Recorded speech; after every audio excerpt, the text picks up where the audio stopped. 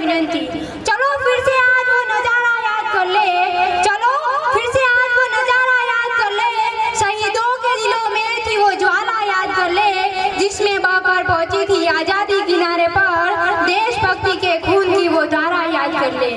जब आज कोई सचमुच भारत के राष्ट्रीय एकता की बात करता है तो मेरा दिल चाहता है कि उसकी टोपी हवा में उछाल दूं और उसे ये बताऊं कि भारत का हाथ किसी दूषण के बेटे भरत से नहीं है, बल्कि भारत का हाथ तो खेतों में दायक है, जहाँ अन्न उगता है, जहाँ सेब लगती है। और यदि आज हमें देशभक्ति एवं राष्ट्र निर्माण के संबंध को समझना हो तो मैं कहूंगी कि राष्ट्र एक मानवीय शरीर की भांति और देश प्रेम उस शरीर में बहने वाला वो रक्त है जिसके बिना राष्ट्र कभी जीवित नहीं रह सकता। राष्ट्र का एक बाजू है किसान तो दूसरा बाजू है मजदूर, राष्ट्र का एक पैर है युवा शक्ति तो दूसरा पैर है उसका अपना अनुभव, राष्ट्र की सोच और विचारधारा बनाती है उसका मस्तिष्क तो राष्ट्र का दिल बनता है उसकी प्राकृतिक धरोहर। और यदि आज मेरे मायने में सच्ची देशभक्ति क्या है तो मैं समझती हूँ कि जब एक किसान अपने खेत में फसल का नया बीज बोता है, जब एक किसान अपने खेत में फसल का नया बीज बोता है, जब एक कूली अपने सर पर बोझ ढोता है, जब एक मजदूर महिला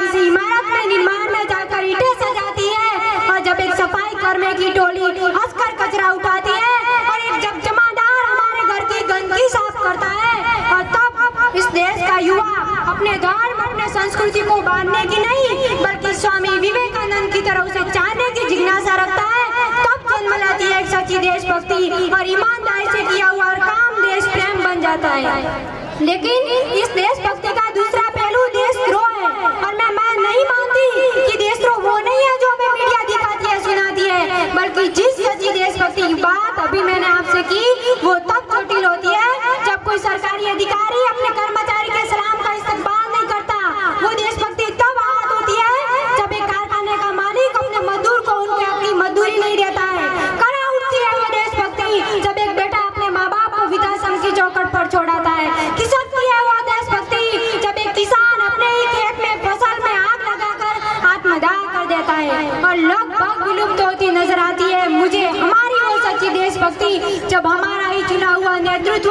संसद की कार्यवाही को भंग करने में बढ़ चढ़ के हिस्सा लेता है। और ऐसे लोगों को मैं दुष्यंत कुमार जी की पंक्ति से मेरे अंदाज में उन्हें कहना चाहूंगी कि जिस्म सारा दर्द से झुककर दोहरा हुआ होगा,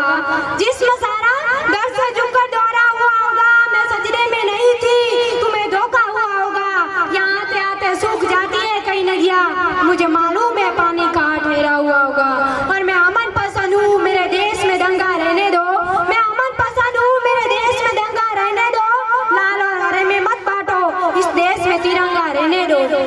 जब आज इस देश का बुद्धिजीवी वर्ग अंग्रेजी बोल पर अभिमान और हिंदी और गुजराती बोलने पर शर्म महसूस करता हो, और जिस देश में एटीएम मशीन की सुरक्षा वातावरण को नियंत्रित कर रहे हैं, भैया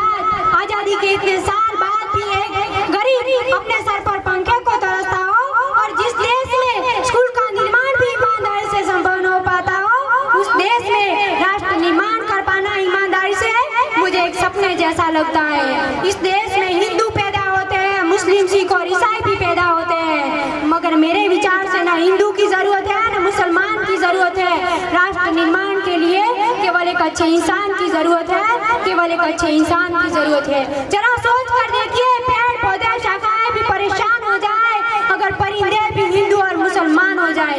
हमारे समाज में मुझे कई गजब की बीमारियां नजर आती है, और इन सभी बीमारियों की जड़ है वो हमारा अंधविश्वास है। और मैं मानती हूँ कि जब इस देश का वैज्ञानिक अपनी गाड़ी में नींबू मिर्ची लगाता रहेगा, जब तक इस देश का डॉक्टर बिल्ली के रास्ता काटने पर खड़ा हो जाएगा, जब तक इस देश का शिक्षित वर्ग अपने घरों को काली मटकी से सजा रहेगा, और जब तक इस देश का युवा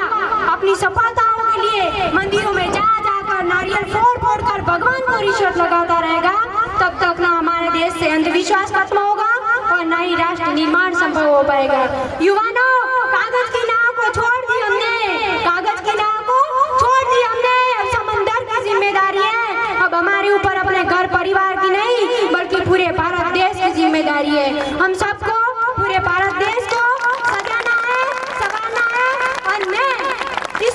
मंच पर पूरी जिम्मेदारी के साथ मैं भवी चौधरी कहना चाहती हूँ कि ये हमारे देश की जिम्मेदारी नहीं है हमें आगे बढ़ाने की, ये हमारी जिम्मेदारी है कि हम अपने देश को आगे ले जाए। और अंत में एक छोटी शायरी पंक्ति के साथ मैं अपनी वाणी को विराम देना चाहूंगी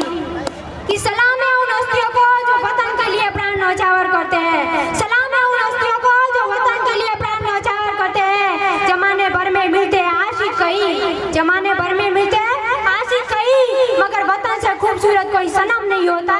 मगर वतन से खूबसूरत कोई सनम नहीं होता। नोटों में लिपट कर सोने में चिमट कर मरे होंगे कई, नोटों में लिपट कर सोने में चिमट कर मरे होंगे कई, मगर तिरंगे से खूबसूरत कोई कफन नहीं होता, मगर तिरंगे से खूबसूरत कोई कफन नहीं होता। अस्तु, जय हिंद, जय भारत।